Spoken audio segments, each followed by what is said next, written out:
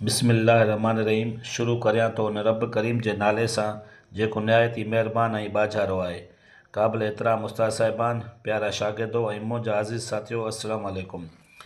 अॼु मां अव्हां सां हिकु अहिड़ी धरतीअ जी ॻाल्हि करणु चाहियां थो जेका सब्र, मुहबत, अमन ऐं अज़मत जी अलामत आहे। उहा धरती सिंध आहे। सिंध रुॻो हिकु खितो न आहे, सिंध हिकु फ़िक्र आहे, हिकु तहज़ीब आहे, हिकु सुञाणप आहे जेका हज़ारे सालनि खां दुनिया खे इंसानियत जो दर्स ॾेई रही आहे। सिंध जी सकाफ़त मोहन जे दड़े जे मुहज़ब शहरनि खां वठी शाह अब्दुल लतीफ़ भिटाई, सचल सरमस्त ऐं सामीअ जी रूहानी फ़िक्र ताईं पखिड़ियल आहे। हीअ उहा सकाफ़त आहे जेका नफ़रत बदिरां मुहबत, तंग नज़री बदिरां वसी दिली ऐं तशदुद बदिरां अमन जो पैगाम ॾिए थी। तॾहिं शाह अब्दुल लतीफ़ भिटाई रहमतुल्लाह अलैह फरमायो त सिंधड़ीअ ते सिर केरु न ॾींदो, सिंधड़ीअ ते सिर केरु न ॾींदो, सहंदो केरु मयार, दोस्त मिठा दिलदार आलम सब आबाद कनि। मुअज़्ज़िज़ साथियो, सिंध जी सकाफ़त जी सुञाणप अजरक आहे जेका इज़त ऐं वक़ार जी अलामत आहे। सिंधी टोपी गैरत ऐं शान जो निशान आहे। सिंधी ॿोली मुहबत सां भरियल लफ़्ज़नि जो ख़ज़ानो आहे।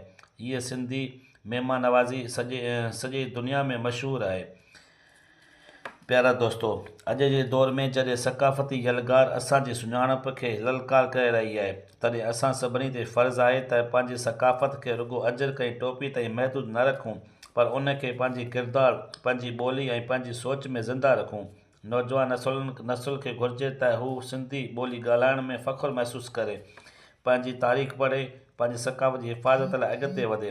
तॾहिं शेख अयाज़ चयो त जे सिंध ज़िंदा आहे त असां ज़िंदा आहियूं।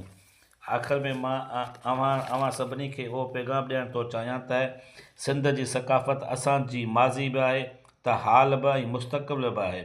अचो त गॾिजी वाइदो करियूं त पंहिंजी धरतीअ हिन अमानत खे संभाले ईंदड़ नसुलनि ताईं पहुचाईंदासीं। आख़िर में मां हीअ शइ चई पंहिंजी जाइ वठंदुसि। जो आम उजारे सो जीअंदो रहंदो, जो आम उजारे सो जीअंदो रहंदो, जो क़ौम जीआरे उहो जीअंदो रहंदो। मूंखे तारीख़ ऐं तक़दीर ॾिनी पका, मूंखे तारीख़ ऐं तक़दीर ॾिनी पका, जो सिंध संवारे उहो जीअंदो रहंदो।